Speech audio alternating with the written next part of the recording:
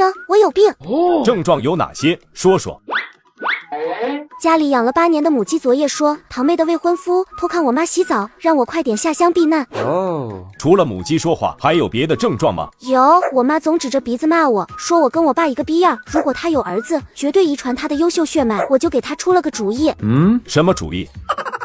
让他跟我爸生儿子啊，然后把我爸踢了，和儿子再生个儿子，继承他全部的优秀血脉。说完他就尖叫，骂我神经病，让我来咱们科室看病。现在试试你的认知障碍有没有问题。我问你答。有一天你在上厕所时发现没带纸，口袋里有一张大团结和一张全家福，请问你会怎么解决？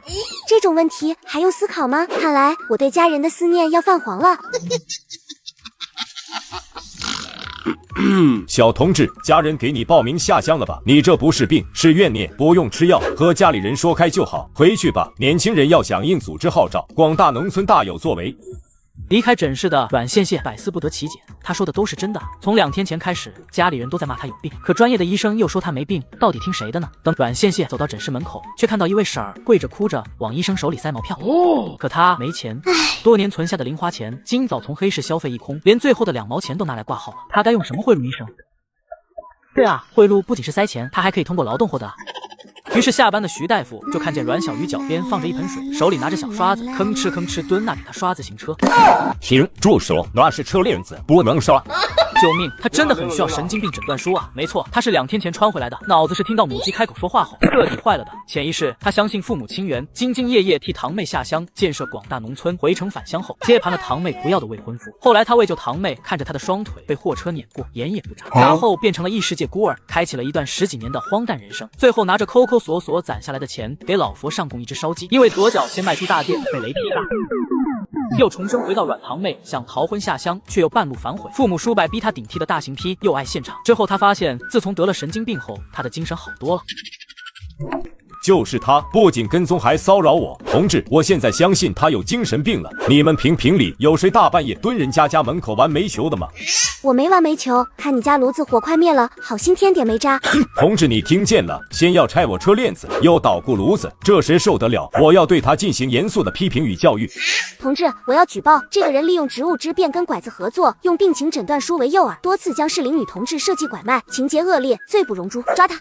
放屁！我不过是拒绝帮你伪造病况，你们别拦，让我过去跟他理论。小同志，你可要为自己说过的话负责。指认徐峰是人贩子，有什么证据？阮羡羡于是就把自己有一个同学被家里顶替哥哥报名下乡，找到徐医生想伪造证明，结果失踪，被认定逃跑的事儿说了。上辈子当得知自己要替堂妹下乡，他也找到徐医生想伪造病情。那时候的青涩的他，最后被人看穿，被骗到城外，险些迈进深山。至于嘴里的那个同学，故事半真半假，有用就行。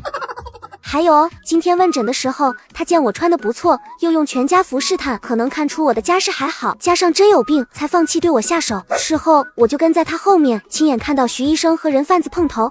撒谎，他撒谎，我今天压根没跟那帮人碰头。哦，炸你的！这下不用再说，徐峰很快被控制，重重压力下，很快就露馅坦白了。从公安局出来，阮羡羡这局里奖励的50块，脚下生风，几个弯拐回医院家属院附近，找到事先藏在杂物棚里属于徐医生的自行车，无主之物归他了。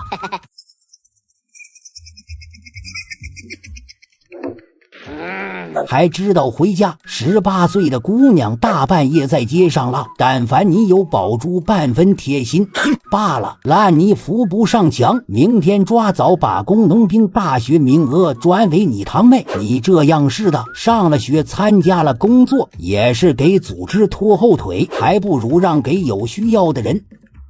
听到我说话没有？回答。看招！你的名字已经报上去，下乡是既定事实，闹这一出想要什么？大学名额给这智障可以，但是得加钱。爷爷，我也可以主动放弃，请学校则更优人选推荐，你要试试吗？多少？500。钱不钱的不重要，他必须知道老逼灯把钱藏在哪儿，方便走时一锅端。好，不过是帮你堂妹下乡。宝珠从小身体不好，都是一家人，你怎么变成这样？当年打鬼子时嘎了那么多同胞，都是战友，您怎么不替他们去嘎一嘎？看不惯，你可以骂我父母，我都这样了，他们能是什么好东西？你都要下乡了，脖子上不是有枚玉佩，带去不安全，交给宝珠替你保管。好啊，想要拿堂妹身上的来换，你们自己考虑。过时不候，我回屋睡觉了。玉佩已经是他们提的第2次了，这东西到底有什么好被觊觎？欢迎绑定，我在发家致富系统中很想你。你有什么用？你好，宿主，我是发家致富系统，在这里您可以用钱买到任何。可以买命吗？这个算什么？只要有钱，您可以买到寿命，买到健康，还可以买到灵泉和空间哟。哦，灵泉空间想来不便宜。我不信你说的，那什么灵泉来一桶试试先？灵泉有得花钱，多少钱？50块钱10毫升，保您物超所值，喝完保你身体嘎嘎棒。阮羡羡很有理由怀疑系统探测到他身上有50块，所以喊价50。5分，行就行，不行算了。这灵泉我也不是非喝不可。我送了你10毫升灵泉，免费，钱你留着买棺材吧。阮羡羡觉得系统挺贴心，知道帮主人省棺材本，一口把几滴灵泉喝完，不由回想起上辈子玉佩被堂妹拿了，他被迫下乡回城才得知，年过60晋升无望的爷爷，一跃从旅长成为师长，到他嘎前，家里升官的升官，发财的发财，团宠堂妹更是嫁给了最年轻的首长，小日子那是过得风生水起。反观自己，到了异世界还要被院长托我辍学供养，我认。事实证明，重生不会长脑子，可自打他精神出了问题后，整个人就像打通任督二脉，开窍了。500，他怎么干？我就说该生个儿子，女儿都是赔钱货，除了我们宝珠。二哥二嫂别这样，都怪宝珠那孩子娇气惹的祸，要不还是让他自己下乡吧，自己惹的祸自己承担。娇气怎么了？娇气也是我宠的，你有意见？这钱给也就给了，想法拿回来就是，但他想要宝珠的玉佩，那绝不可能。宝珠该多伤心！早上我就让那嘎丫头把玉佩交出来，不像话！血亲的姐妹帮她保管几样东西怎么了？防止她在下乡前闹幺蛾子。宝珠的玉佩先借她带几天，老二媳妇这2天找机会拿回来。系统有没有能隐身的药剂？可以有50块。可以，等我凑够100块开通商城后，隐身药剂一旦低于50，再在你身上花1分钱，我就自打。10块行了吧？等到众人离开，阮羡羡服用隐身药剂，紧随老爷子来到书房，盯着老爷子转动墙上的画像，摸出一个盒子，从中数了500，起身将暗格恢复原样。直到老爷子离开，阮羡羡将暗格打开，先摸出了盒子，拿走里面全部的钱。系统，商城能开了吗？我要买空间。检测到宿主资产超过100，一级商城为您开启，选择您心仪的空间吧。图物在1000元，空间借5000元，成长型5立方空间500元。成长型5立方空间500元，这个合理吗？合理的，以后宿主可以1立方10立方往空间里增加面积，有朝一日打造成有山有水有灵泉的世外桃源。这饼怎么有点香？就要这个了。等到空间就位，意念一动，他把暗格里面的5口箱子全收了。商城买了迷药，迷倒众人后，小手随意一挥，全部好东西都收入空间。期间还顺手在他亲爸手上划拉个口子。最后在系统的提示下，把睡嘎了的小叔小婶拉到屋外，把他们的床拆掉，找到了藏在床中的金条。这一趟收获颇丰。是不是你极恨顶替堂妹下乡，偷了家里的东西？你这手脚不干净的毛病也不知随了谁。小婶儿，脑子清醒了吗？放开我，有话好好说。你说的，下次学不会好好说话，我就喂你好好吃屎。家里出那么大的事，姐姐还要往外跑，外面有什么人？还是说有什么东西让她非去不可呀？老二，你这混账不要脸的赔钱货，是不是联合了外面的野男人偷了家里的东西？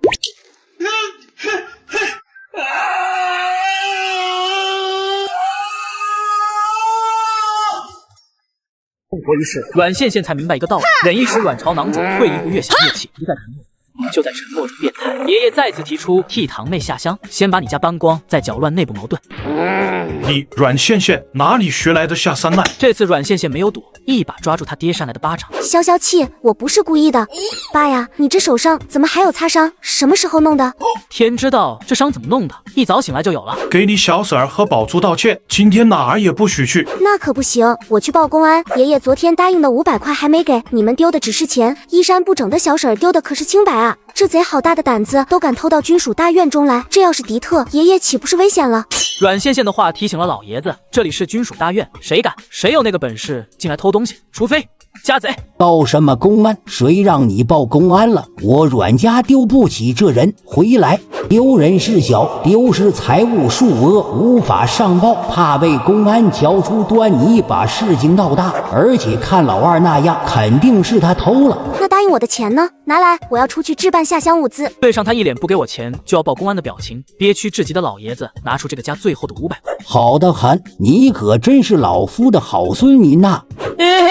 出了院门的羡羡，亲耳听见家里一瞬间爆发的大战。今晚是爷爷大寿，堂姐可别玩太晚回来，错过爷爷生日。请好吧您，给爷爷取完礼物就回来。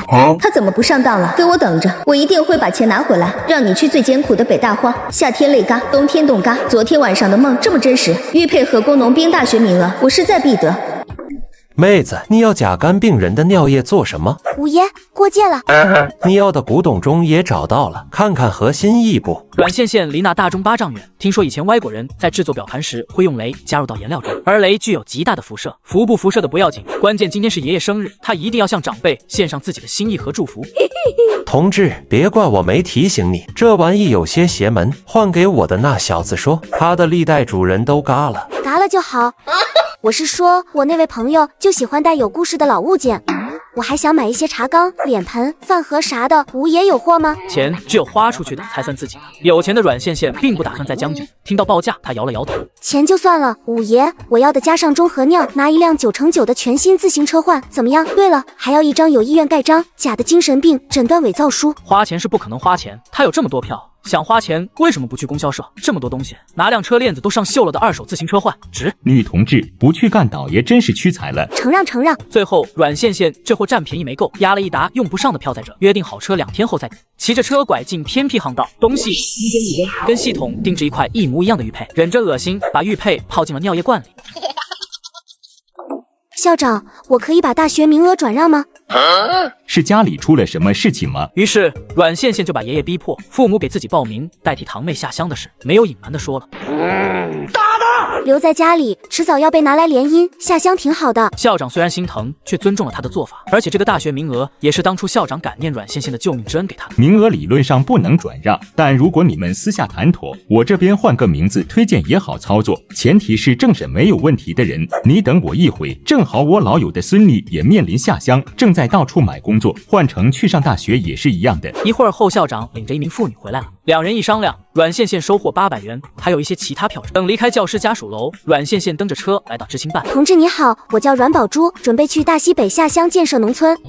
你堂姐已经报名去了黑省，姐妹怎么不去一处，互相还能有个照应？是的，我们姐妹一人北大荒，一人大西北，携手为人民服务，共建美好新农村。闻言，那大姨肃然起敬，啪的一声盖好戳子，拿到了250块的下乡补助。果然是祖国最艰苦的地方，下乡补助都比黑省翻倍还有余。凭借爷爷对阮宝珠的疼爱程度，10000个不可能叫他下乡，要么豁出老脸动用人脉关系，要么再从孙辈中找一人顶替，最不济送人去半年，找个工作托关系回城。但这些是老逼灯要心烦的事，和薅羊毛的我有什么关系？爷爷，孙女儿来给您送终了。重回1974年，为了向爷爷表达孝义，我掏空全家家底给他送了座古董钟。爷爷，孙女儿来给您送钟了。把他给老头子轰出去。可是这口钟已经送走3代主人，是切切实实的老物件啊。识货的老爷子到底没说啥，在看钟和看人来回切换，险些把自己气绝过去。上桌开饭吧。有了当家人发话，一家子人呼啦啦上桌。羡羡啦，这样大姑可要说你了，不过是替自家姐妹下乡，推3阻4还闹事儿，也太不懂事了。债我干什么？我哪点说错了？爸这是心里有羡羡。爸如果当初找的是我，咱家女儿甜甜义不容辞。哦，是吗？大姑可不要忘记自己今天说过的话。爸，羡羡年纪也不小了，您让她下乡，亲事怎么办？哦，怎么？你有合适人选？还不是我领导的儿子，跟咱羡羡是同学，上学时候就瞧上了。这不，领导找我想给2个孩子相看，男方名字叫朱伟茂，都在一个学校，你们见过吧？大姑。小闺女在革委会工作，嘴里是邻的小伙子应该是朱主任的儿子。强势的革委会日渐衰败，手里好东西确实不少。我虽然更中意把他高价给领导家中后裔，只是这货没有半分大家子女的礼仪教养。要是能嫁进革委会主任家，倒也般配。等先谈着，待下乡沉淀个1-2年回来完婚正好。那就趁着最近有空，相看吧。合适先把婚定了，别等从乡下回来人老珠黄，普通小兵都看不上。什么爷爷？您这么大岁数还要相看？再娶就是第3任奶奶了，合适吗？混账！饭桌上气氛诡异到极致，他爹卡着张逼脸，闷头扒饭，被怀疑没了贞洁的小婶跟小叔之间至少隔着1个人的距离，一个糟老头气得哇哇大叫。气氛正僵持，刚过来的阮宝珠指着阮倩倩带回来的日用品惊呼：“堂姐，这些是给爷爷的生日礼物吗？”不，那口中才是。堂姐，你让我帮忙保管那枚玉佩呢？这么多人瞧着，是他让自己帮他保管的，将来丢了碎了可不能怪我哦。而且凭我对他的了解，当着众人的面，他绝不好意思否定，更说不出要自己那枚玉佩的话。哦，什么保管？什么玉佩？别承认，就说自个的玉佩今早一道丢了，大丫头还能逼他无中生有不成？奈何情急的阮宝珠并没有读懂爷爷的暗示。你答应了爷爷和我交换，怎么翻脸不认账？你说清楚点，张嘴就是保管，这强盗行为也不知随了谁。交换物呢？拿来。阮宝珠委委屈屈的目光看向他眼。对，得到梦见过多次，心心念念的玉佩，阮宝珠如获至宝。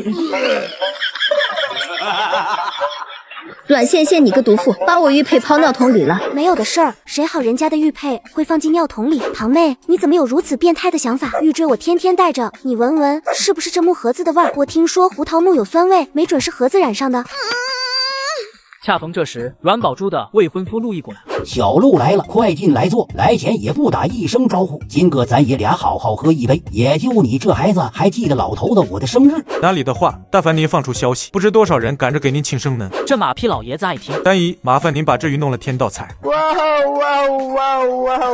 竟然是长江3鲜之首的石鱼，我已经很多年没吃过了啊！我来给您打下手。这鱼从南方一路冷冻过来，取货耽误了点时间，所以才来晚了。小陆，你是客人，做饭的事交给你单一就可以。切，别管，让他去，以后指不定就是一家人。真当我看不出，陆毅每次假借给我送礼物的名义，最用心的那份永远是给二婶准备的。阮宝珠看着走进厨房的陆毅，再看看阮倩倩，想到他手里握着的500块，如果不乱花，到乡下岂不是吃香喝辣？梦里的声音指引他，只有这个堂姐过得越凄惨，自己才越幸福。于是他趁没人注意，他跑回自己的房间，拆开一包给公猪配种的兽用催情伞。堂姐也累一天了，我帮你盛饭吧。阮倩倩没阻止，心里却呼叫系统：系统，帮我监视这个堂妹。监视可以，得加钱。真是掉钱眼子里了，以阮宝珠的手段，左不过吐了痰，要不就是加了脏东西，我还用花钱来对付他。接过饭，悄悄把饭和空间里面的大米饭换了换，端起碗狂炫，接着拿起桌子上长辈空了的碗，笑着去厨房添饭，拿出那碗2米饭，分别添加进堂妹和陆毅的碗中，哼着歌，拿出玻璃瓶中那罐尿，吨吨吨的倒入饭锅中，一人分了点，加量不加价，就让这烂到根里的一家彻底腐烂发臭吧。陆哥哥，外面天黑了，你喝了酒，上楼休息一会儿再离开。是啊，小陆难得有时间过来，上楼跟宝珠说话也好。话已至此，陆毅抿唇点头。堂姐，可以过来帮我一把吗？看看两人脸上不正常的潮红，阮倩倩大概猜出饭中加了什么料。好啊。堂妹耍心机，想给我喂下公猪福音，我反手就把这个小可爱锁进房里，就让他们牢牢锁嘎吧。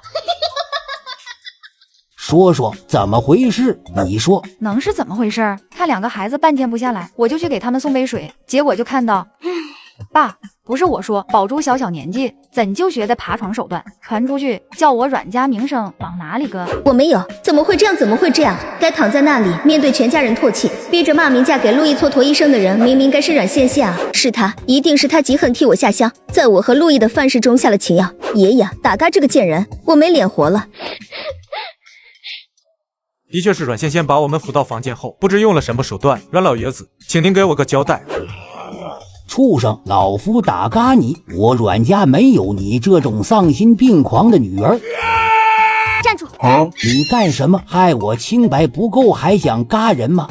阮宝珠，你又毒又坏，早想摆脱与陆毅的婚约，妄图通过下药让我接盘你的未婚夫，怎么样？自食恶果的滋味好受吗？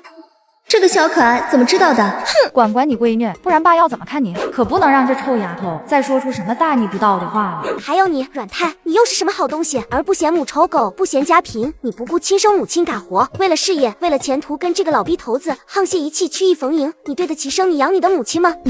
当年阮抗日一走多年未归，爷乃把失去儿子的气发泄在他和母亲身上。从那时候，他就知道母亲护不住自己，想出人头地，只有仰仗凯旋而归的父亲。被自己女儿当众揭开往事，他只觉难堪。够了，下毒恶意毒害军人，阮县县，你的行为下半生可以到农场度过了。就你，别辱没军人了，喜欢觊觎自己未婚妻的二婶，心思下流，阴暗无耻。除了我妈，你是不是还觊觎着所有长辈的妻子？胡说八道，真是跟你那个不要脸、成日混在男人堆里的奶奶一模一样，连自己的亲妈都诬陷。妈，以为你那点不为外人道的小心思，真就没人知道。明明看到陆毅就站在窗外，偏要搔首弄姿的洗澡，摸脖子、翘臀、擦后背，啧，那个手啊！够了，还认我这个妈你就住口！线线，妈承认对你关心少了，你竟然这样恨我吗？单同志，大院里多少双眼睛，真以为没人知道？你当阮宝珠为什么给我下药？为什么急于摆脱陆毅？宝珠，说话，告诉你亲爱的爷爷。爷爷，知道我为什么要退婚了吧？20儿陆毅，你们真下嫁。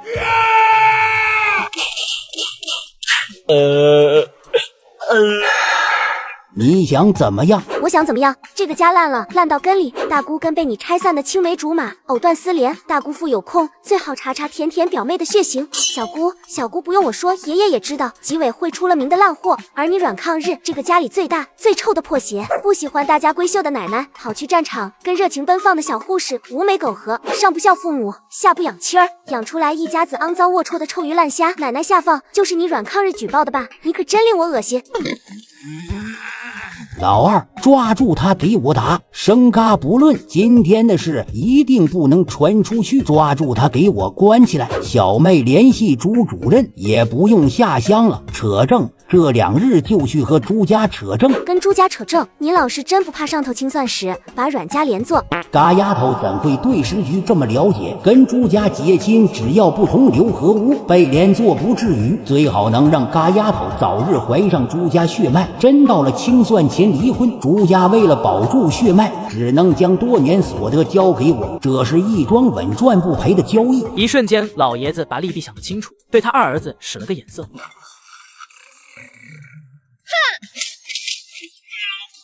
疯了！亲爹的腿都敢敲，把他给我抓起来打！救命啊！阮家嘎人灭口了！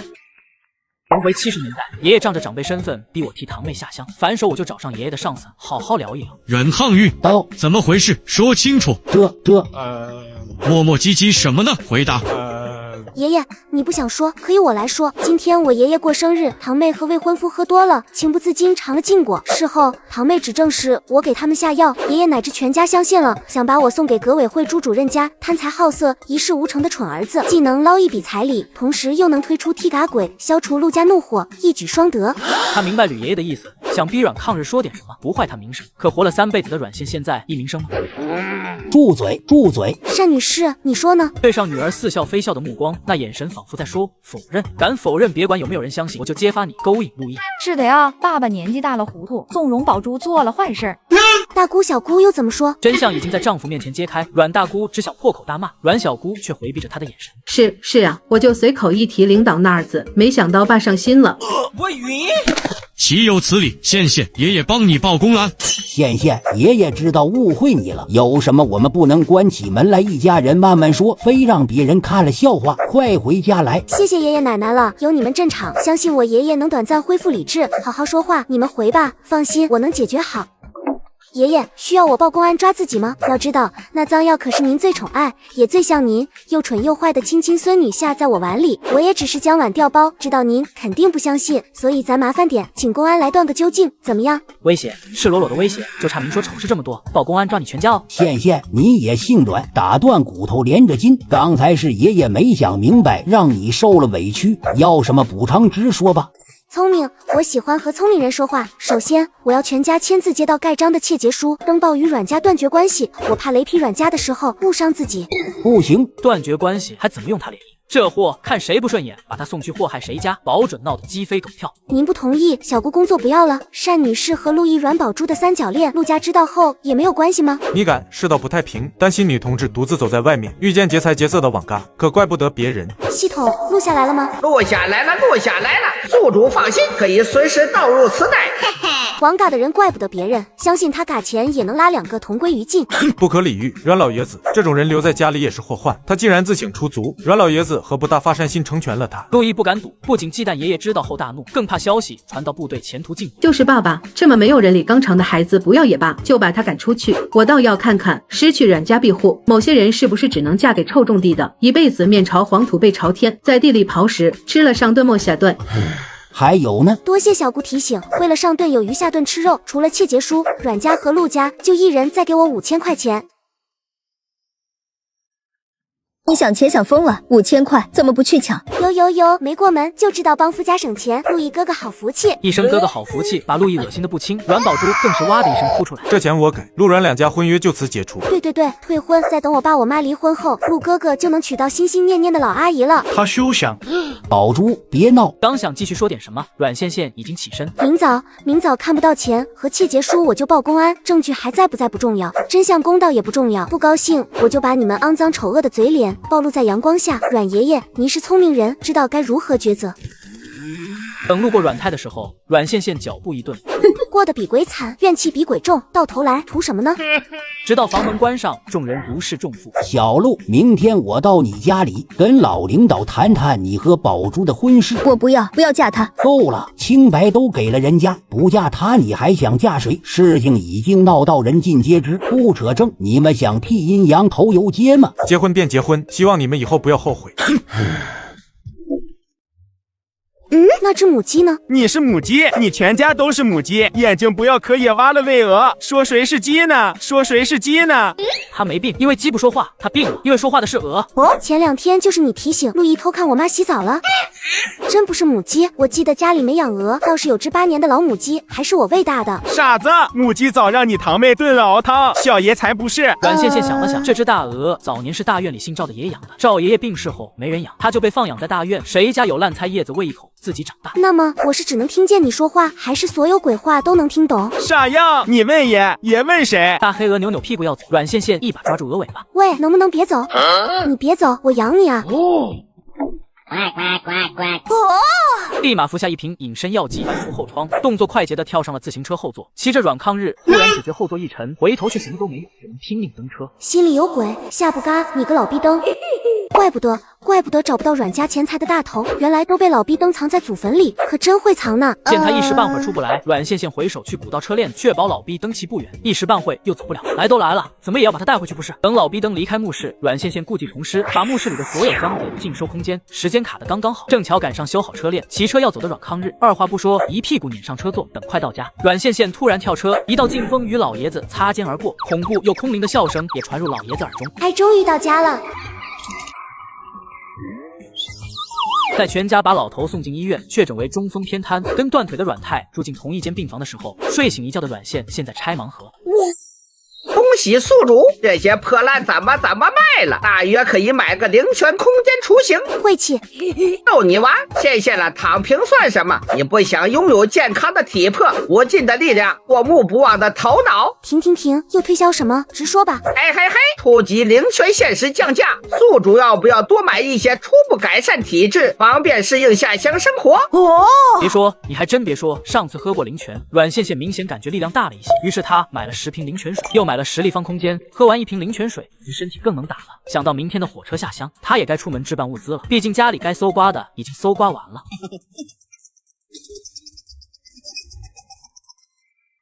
请问，一个看起来就不像好人，还爱拉裤子的老人住在哪间病房？你说的是阮旅长吧？病人在16床，你是病人的家属吗？我是他原配的孙女。放心吧，你爷爷只是中风前兆，好好调养是有康复的希望。拉裤子也是紧张到极致的正常反应。这样啊？怎么隐隐听出一股失落的味道？嘿，阮世美，我来看您啦。你来干什么？还嫌把你爷爷气成这样不够？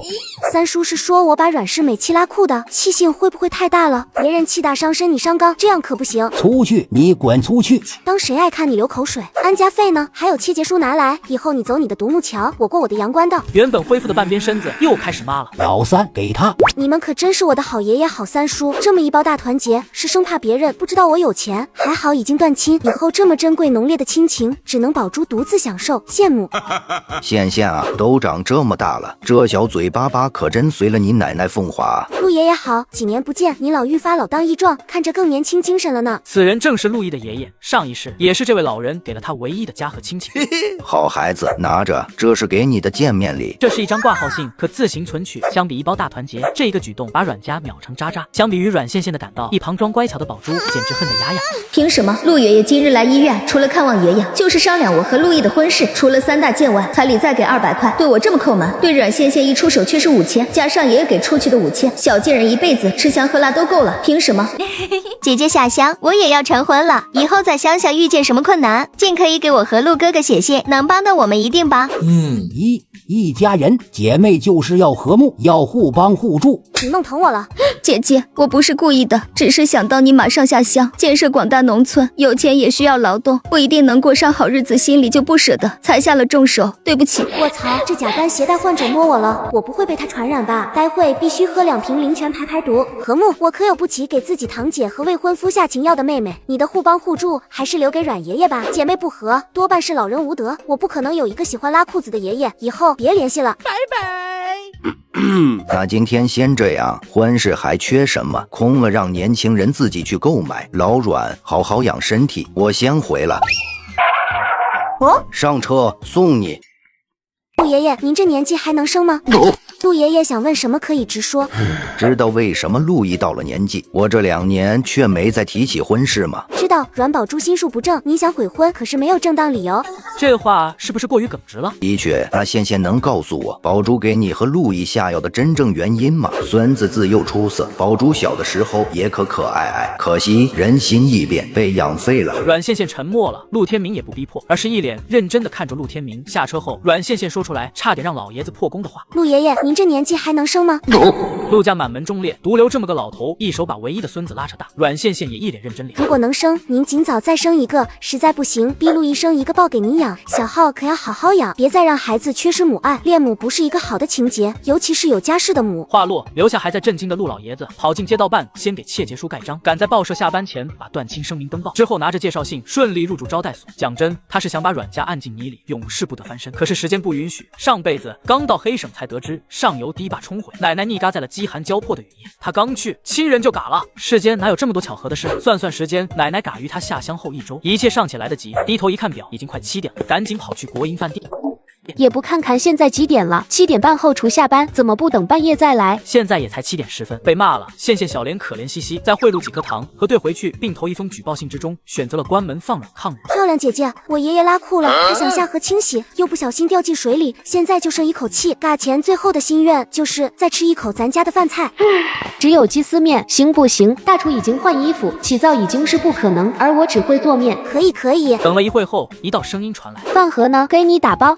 不用了，我爷爷都拉裤了，他哪还有脸吃面？我代劳。你这自行车怎么不带到乡下？火车可以上。对了，这是你要的到黑省的卧铺票，是硬卧，软卧没有。这趟列车上有外宾。有钱有票，为什么要委屈自己，骑一辆链子哗啦啦的破车到乡下买新的不好吗？何况我记得知青点那谁有车来着。秦五爷无法，刚想把人轰走，阮羡羡猛然倒出一溜手表。要吗？要，同志，这上海7120是百货大楼才上架的新品，不简单啊！怎么出？梅花309，不要票400，上海不要票210可以出。能达，算了，你买不起，看了过眼瘾就完。多少？你说，看看我收不收得起？这款友谊商店售价480，我出800，少1分不卖。表都是从系统商城买的，市面卖多少，商城就卖多少，1分钱不带差。可系统是不是忘了，这年代还有黑市？你怎么不去抢？他还打折了的，有价无市的东西，他为什么要便宜卖？我都说了你买不起，这东西我弄到手里不需要上下打点吗？最后2块梅花，2块上海，对方全要，雷达只要了1块。要走了，我给五爷表演了绝活，看完你好我好大家好。明人不说暗话，妹子的意思哥懂了，以后还有合作机会吗？可以，但黑市的在铁路都有关系，否则也弄不来通往黑省的卧铺票。走铁路、走邮寄都可以，看你，我只先款后货。蛾子，我们要到乡下去大有作为，建设和谐美丽新农村，你开不开心？当然有，村里不仅有河，还有母鹅。小树不修不直溜，男人不打更啾啾，懂没？阮倩倩那个大呢，我离婚了，我们母女被赶出来，她满意了吗？都怪她，我拿人报名去了特殊部门，10年20年也许回不来，我家散了。正当此时，又走来一人。你怎么来了？我怎么来了？我不仅来了，工作都没了。一早上班，单位公告栏上就贴满我与各个领导不同的亲密照，当日我就被通知开除了。除了那个哒干的，还会是谁？大姑小姑回吧，不用送，真不用送。你这哒的，我绝对不会放过你。告别了大姑小姑的阮倩倩心情十分不错，倒了杯小酒，美滋滋的啜上一口。阮倩倩是下铺，中上铺还没来人，对面的是一家3口，小女孩年纪也就12、13岁。女同志，车上和尚头睡不好吧？乌烟瘴气，包厢的空气都被你搞臭了。第一次听有人说茅台是臭的，看不惯我的可以自干。说完，阮倩倩起身，慢慢穿过人群，排队进入厕所，拿出一罐冰蓝色药剂。系统，药剂喝了，我要怎么改变外形？她是来发家致富的，不是跟人撕逼的。火车上是一处绝好的出货地点，她的目标是赚钱，买林泉空间，买4合院，30岁一到，坐拥万贯家财退休。在心里想象着要变化的外貌就可以。女同志要卫生巾不？友谊商店的原装货，只是外包装出现了破损，里面都是好的。你可以先拿一片看看。卫生巾跟月世代用途是一样的，只是不用洗，次抛的，满了就换。怎么卖？3块钱一片。女同志要多少？给我10，100片吧。哇，价格都没有还，她真的要酷嘎！阮倩倩数啊数，从自己缝制的小腰包里数了50片，加上那衬上挂的，一共70片。抱歉笑笑，不好意思啊，小同志，身上只有这些，那就70片吧。于是，一下午时间，阮倩倩摸清了知青的喜好，最后净赚350元。等变回原来外貌的阮倩倩悠哉啃她的烧鹅了。去餐车给我打份红烧肉回来。女人抿了抿唇，火车上打饭能买到什么？全凭运气。看把你惯的这逼样！女人生来就是洗衣做饭、生儿育女、伺候男人的，有几个你这样的，放我家倒贴都不去。喝了2杯的阮倩倩脾气上。你这样的放我家早被打嘎了，知道不？回答。知道了，我错了，再也不敢说了，行了吧？小树不修不直溜，男人不打更啾啾，懂没？女同志说话有意思，来一杯不？老爷子倒也爽朗，接过酒杯一口饮尽，拿着自己打来的饭菜和阮倩倩分享。通过2人的交流得知，这老爷子是军区的领导，年轻人竟是一位翻译员。他记得秦五爷说这趟列车有外宾。系统有没有让人拉肚子拉到虚脱的药？系统有没有让人拉肚子拉到虚脱的药？有，宿主看吧，都在这了。就这个排毒补肾丸吧，我已经要对人下黑手，不能真害了对方身体。宿主，你是不是还觉得自己很善良，特别有底线？世界上没有那么多的巧合，与其等待别人施舍怜爱或者撞大运，我更奉行有机会要上，没机会创造机会也要上。知道宿主2世经历的系统不想说话，宿主他不是真善美怎么办？在线的有点急，年轻人名叫仲凯，工农兵大学毕业，现任外交部翻译员，不得不说系统出品必属精品。只见他捂着肚子，一个箭步冲出包房，来来回回跑好几趟，一旁的疯老不免开始担心了。为了给黑省创造外汇，我可是豁出老脸，就差立军令状才从外交部将这批外宾请来。如果小仲病倒，让我临时去哪再找个翻译员？小仲，你这样待会还能工作吗？我能行，我没事的。刚起身，捂住肚子又跑了。一旁的阮倩倩见时机到了，开口道：“不好意思，刚刚听到了您和男同志的对话，您老是软卧外宾的负责人，冒昧问一句，接待外宾身边怎么只带着一个翻译员？”还能为什么？抢人时手段粗暴了点，被穿小鞋了。老子去找列车长，就不信一趟车上找不出第2个会说鸟语的。我会。是的，他就是那第2个会鸟语的。真的，你跟我来。那些人吃饱饭就喜欢群魔乱舞、鬼哭狼嚎，搞什么 party？领导，您也太草率了！一个坐车都要喝酒享乐、离经叛道的女人，她能懂什么？在下不才，正要前往黑省任职工农兵大学老师。机会啊，抓住这次机会，入了领导的眼，也许不用去当臭老九，直接调任外交部，一步登天了。你会英语？对方矜持点头，当大学老师能不会英语？于是疯老抓着人就走了。一旁的阮倩倩悠悠的视线目送2人离去。别伤心，宿主，我资助你，一会把那个讨厌的人也要翻。哇，彤彤，你超爱的，不过等着吧，用不了多久他会灰头土脸的回来。那个男人会英语我相信，可时代洪流下没条件接触口语的国人会认，不代表会说。阮倩倩也不急，甚至有兴致的跟那对母女攀谈起来，传授自己的御服经。打就完了，油瓶子倒了都不服的男人一定是打得不够狠。可是妈妈打不过爸爸啊，爸爸力气很大的。你爸爸不是戴眼镜吗？把他眼镜藏起来，变成睁眼瞎后，你跟妈妈随便打。还可以这样吗？你啊，多吃东西，锻炼身体，要学会保护妈妈。世界上不会有人比妈妈更爱你。系统，我也想要爱我的妈妈。宿主，我可以。可你是男统统爱。系统没有性别。就在三个女人聊得正欢时，一道咆哮声传了过来。水平不行，瞎逞什么呢？你这样的过去个战场，老子一突突一溜。明明他们说的都不是纯正的英语，太快了，叽里呱啦一大堆，谁能听懂？你。任务完不成，在外交部丢人事小，可外汇指标达不到，上面少拨甚至不拨款。要黑省的工业如何发展？工业不发展，买拖拉机、修河堤，百姓吃饱穿暖的钱又从何而来？一声叱咤疆场的老将怒极，恨不得掏出枪，把那些个洋鬼子跟眼前的大尾巴狼一起无差别攻击了。还想说什么？捂着肚子扶着墙的仲恺远远小步挪来。首长，还是我来吧。老人家，我也可以从旁辅助这位翻译同志。I 为请教你是称呼。窝嫩蝶，是嫩蝶，叫我。莱恩先生，我不建议你尝试他们的酒水。知道他们的白酒是如何酿造的吗？发酵就是指把粮食焖烂焖臭，掏出里面腐烂发臭的水喝。你们我已经让用法论的是会交在外边。哦，我的兄弟，我要向外交部投诉，就算你们欺瞒环保，就算你们以破坏邦交。洋鬼子又闹什么？那个小矮子说我们的白酒是泔水，金发碧眼不高兴了，要投诉。仲恺意外了下，对看过来的疯老重点头。阮宪宪已经率众而出，拿起向外宾主推的灵泉仙酒，给自己倒了一杯。我不赞同这位矮冬瓜的话，糯米、洗米、蒸米、糖化、发酵，如果没记错，这是贵国清酒的酿造流程，也是我华国流传5000年的酿酒技艺。但你不得不承认，流传5000年的技艺也比不过香醇浓厚的红酒，那才真的叫好酒。你们这个清汤寡水罢了。哈哈哈！我喜欢吃肉，你喜欢吃屎，我却不会像高桥先生那样完全否决屎，否则让喜爱猫屎咖啡的绅士情何以堪？我国酒文化起源于几千年前，是每逢重大庆典中最重要的一环。皇帝登基前要以酒敬苍天，新人大婚、拜堂都要排在交换和清酒。除此之外，我们也会在告慰已故的亲人时喝。一个人一壶酒，可以在已故的亲人坟前说说心里话，开心的、不开心的，顺带祈求先祖保佑。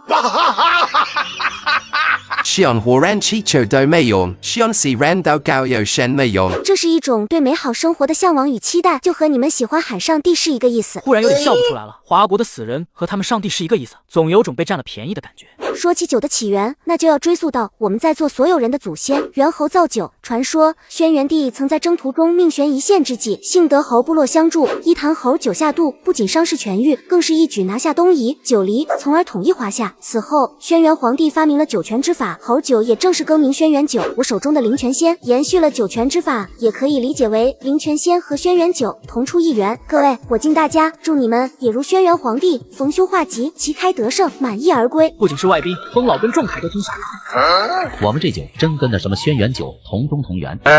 还未请教你是称呼。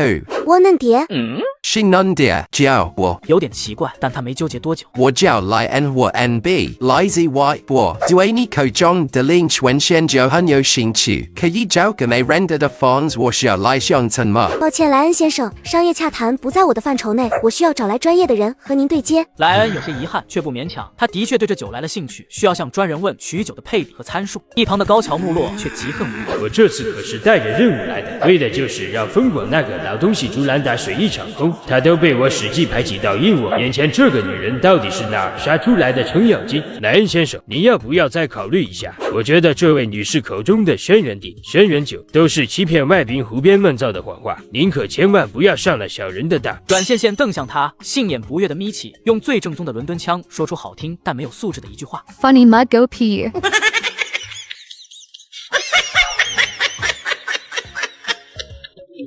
那帮外宾点名要你继续翻译，不去，要我。一帮穷鬼，照镜子了吗？消费过100万了吗？他们配吗？那帮外宾点名要你继续翻译，不去，要我。一帮穷鬼，照镜子了吗？消费过100万了吗？他们配吗？一旁的仲凯惊呆了。阮同志，这批外宾对黑省未来的经济发展至关重要，你能者多劳。哪来的大傻小子？太单纯，欺负起来容易让人有负罪感。我再去几次，傻小子该下岗了。秉承着自己吃肉也要给别人喝汤，吃抢食容易被打嘎的原则，在仲凯身体恢复和极力邀请下，阮羡羡拒绝继续端人家的饭碗。不用太惯着他们，你记住，嘴上喊着要走的商人证明不想走，都是第一次做人。平等相交，以忽悠对方花钱，多花钱为第一重要目标。别害怕，做不好说不好，只要有钱赚。别说态度恶劣，嚣张一点，骑在头上拉屎，商人都会说一声真香。再问你把我原话带过去，没准会有意外收获呢。仲凯似懂非懂，按小阮说的去做。对了，小同志，这是去黑省下乡，有兴趣来省里工作吗？这个小同志才思敏捷，又有语言天赋。昨天虽然自作主张，但是我很欣赏，是个可造之才。不去不去，开玩笑，他有钱有闲，光想想零下20-30度的天，还要早起顶着寒风暴雪去上班就崩溃。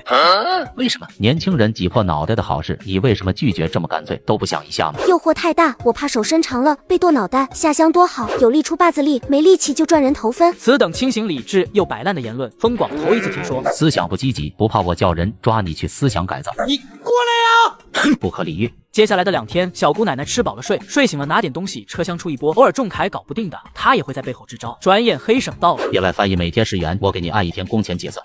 除了工资外，可以额外给我一封表扬信吗？就是那种把我当翻译时如何厉害，如数家珍写在纸上的表扬信。我看你长得就像表扬信。多次被拒的疯老冷笑一声，扭头就走。对于他们这种为国奉献一辈子的老人，最看不惯就是阮羡羡这种把自己享乐放在国家大事之前的享乐主义者。才走没5分钟，那啥，给个地址呗，日后写信方便。真是个嘴硬心软、脾气还不好的倔老头。4月的黑省比京城要冷一些，外面早有知青办的工作人员在那里等候。一上车，阮羡羡便看见一个意料之外的人——木夏。哦，这不是火车上买卫生巾的那人吗？他怎么会在这里？上辈子明明没有这个人，对方体格这么明显，见过不会没有一点印象的呀。汽车上的空气并不好，木夏目光格外敏锐，豁然回头与后座的阮羡羡视线直直相撞，对方的眼神太复杂，阮羡羡看不太懂，只是剥了片橘子含在舌根底下压着，捏着那片扯下来的橘子皮递给对方。要吗？你可真大方。谢谢，不用了。没过多久，木夏没2分钟就忍不了了，拿了块兔子奶糖含进嘴里。恶心时吃甜的，容易越吃越腻。这个女人一直掏逼道，有点烦。这个女人不接话，我还要不要试探？一路无话，很快到达县城知青办。天色已晚，夜间赶路不安全，你们都下车后去招待所住一晚。明天会有大队长来县城接你们回大队。就在工作人员准备离开，一个男生叫了起来：“我钱呢？我钱怎么不见了？下货车钱明明还在。”我钱呢？我钱怎么不见了？下货车钱明明还在，一定是他偷了我的钱，明明火车上还有的。坐汽车他坐我旁边，钱一定是被他偷走了。同志，请打开你的包，我要检查。他说丢钱就丢钱了，他要说丢清白了，我还在汽车上当众猥亵他了。这是什么虎狼之词？他东西都翻出来了，所有人都看着，这还有假？谁说的？光在包里找，身上找过了吗？万一他把钱藏在什么隐私部位，诬陷到我身上怎么办？男生名叫叶根，看他此刻焦急大冷天，满头大汗的样子，完全不像在演。我愿意搜身，如果没有，你必须把行李敞开，对所有人检查。好啊。2个稀稀疏疏一阵，没发现。同志，该你了。见他站在那不动，有人不耐烦催促：天不早了，又这么冷，好意思叫这么多人站着陪你？就是，清者自清，心里没鬼，打开包给人看一下怎么？偷没偷不重要，只要在场人对阮羡羡先入为主，有了不好的印象，下了大队鼓励远离他，自己的目的也便达到了。我让你们站着看了，招待所就在前面，脑袋底下那2条腿不用可以捐了。谁知道你是不是故意支走我们，不让自己坏名声传扬出去，维护最后一点颜面？切，你丢了多少钱？200，我丢了200。TMD， 阮宝珠明明说他这个堂姐身上有很多钱，一路上自己非但没找机会拿到手，自己的钱还丢了。早知道不坐在这个晦气的女人身边。哦。只有200呀！他慢吞吞从自己腰包里掏出10块、20、50、100、200、500、1000。怎么办？你只丢了200，可我有2000哎！谁知道你这些钱是不是偷的？我爷爷是首都军区的旅长，我需要偷钱。你已经被阮家扫地出门，这钱的来路就是不干净。同志，你好像对我很了解，连我被没被家里扫地出门都知道。你这面孔有点熟悉，是谁来着？哦，不是我那给堂姐和未婚夫下药未遂，自食恶果，跟男人无美狗和堂妹的同学吗？不，你记错了，我们班上没有叫阮宝珠的同学。我好像没说过堂妹叫阮宝珠。早有预谋，怪不得和那什么宝珠的是同学，2人臭味相投。我没有，我不是，我真丢了钱。那没人听。宿主，我感觉他不像演的，的确不是演的。那怎么？因为他那钱真是我拿走的啊。上辈子叶根和于天磊一唱一和，让自己无端背负一个小偷的嫌疑，下乡才没几天，钱丢了，名声也坏了，被欺负、被排挤、被孤立，导致他没能看上奶奶最后一眼。这一辈子的他岂会让悲剧重蹈覆辙？这辈子的阮线线什么都吃，就是不吃亏，什么椅子都坐，就不坐以待毙。谁说非要被人打一巴掌才能被动还手？他偏不。对于阮线线的这种行为，系统竟然无言以对，半晌憋出来一句：好啊，咱不至于的，实在不行，爸爸投资行车养你。重生回来的阮线线被人联合诬陷偷钱，于是第二天他来到了于天磊单位门前，拉起了横幅。哦吼啊，有热闹瞧！看那横幅下的女娃，盘量挑顺的是知青吧？谁这么倒霉摊上这货，就差在脑门上刻字我是幺蛾子。唉，怎么不报警？你昨天就应该报警的。切，报警哪里来的不食人间烟火的大小姐？兄弟单位。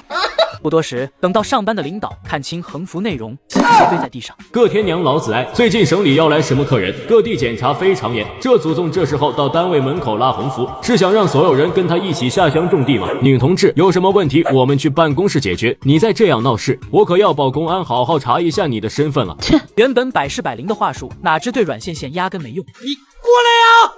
我爷爷是旅长，爸爸是副厂长，我是根正苗红的共产主义接班人。你查，你随便查。给你们10分钟，不管你们用什么办法，把那横幅给我摘下来，不然等着一起吃瓜捞吧。没什么诉求，这个人收受贿赂，恶意刁难，怎么处理是你们的工作。我没收任何人的贿赂，做事要讲证据，没有证据就是诬陷。对上阮线线的注视，他想起了昨晚他也是这般没有证据下要求女同志打开包检查。现在角色对调，他只觉丢人难堪，更多还是憋屈。我不能承认，他也不能承认，入了这样的单位，没犯原则性错误，没被抓住把柄，基本就是接饭碗。家里花了大力气把我弄进来，走了，这一辈子再也找不到这么好的工作了。你既然知道我被阮家扫地出门，难道就没打听我家隔壁住的都是什么人？要我请吕爷爷、王奶奶还是新结识的风爷爷亲自调查啊？真查出点什么，会不会连累单位的其他同事啊？小同志说的风爷爷全名叫什么？风广啊。说来也巧，火车上风爷爷的翻译病了，我恰巧懂一些英文，就做了临时翻译，又巧合的促成一笔大单，一不小心入了老人家法眼。风爷爷可真是一位慈祥的老人。什么恰巧、巧合、不小心，真是风光那个老混蛋，还慈祥。那 TM 叫慈祥，这2年从一线退下来，抽什么风的去搞经济，而他的搞经济的手段就是向组织威逼利诱，强取豪夺。看着小姑娘清灵灵会说话的眼睛，他算彻底见识到什么叫睁着眼睛说瞎话，但他也没揭穿。冉线线是吧？你的意思我明白了，我这边代表执行办郑重向你承诺，一定会调查清楚，公正处理。但也请你明白，夸大事实，以权压人，论你再大来历，我平安县也不怕你。听明白了吗？我有什么权势？以求自保，扯虎皮做大旗的家族弃子罢了。不过还是感谢您的公平公正和教诲。好了，折腾一早上没吃饭的吧？我先带你去食堂吃饭。这个点知青已经被大队长领回村了。我看下你的下乡地点在平头大队，那里挺好的。大队长公正，工分又值钱，是钉子库发展最好的大队。吃完饭我骑车送你过去。切，好什么好？大队长公正代表他不好糊弄，工分值钱就是活多到干不完，哪里好了？于天磊就是故意把我安排进那里，想累死我跟主子交差。不许胡说八道，什么主子奴才的，早2年，这话让人听见够你去农场了。你就在这里反省，等我回来咱们再慢慢聊。等到2人骑自行车靠近村口时，正好和大队长带领的新知青队伍撞上。最不想看到的人，终于还是出现了。